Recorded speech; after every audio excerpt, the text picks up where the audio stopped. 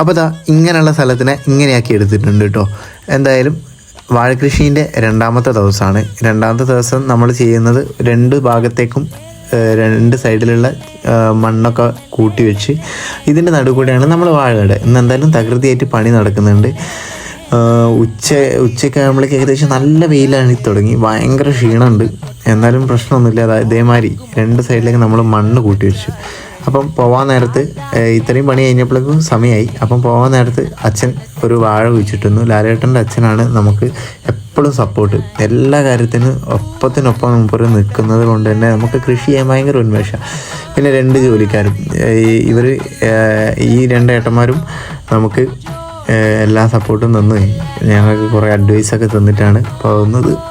എന്തായാലും ഇന്നത്തെ പണി കഴിഞ്ഞിട്ടുണ്ട്. അങ്ങനെ 3 വാഴ വെച്ചിട്ടുണ്ട്. അപ്പോൾ ഇനി നമുക്ക് 997 വാഴ വെക്കാനുണ്ട്. അപ്പോൾ എല്ലാവരും സപ്പോർട്ട് വേണം, പ്രാർത്ഥന വേണം, ഒപ്പം ഉണ്ടാവണം.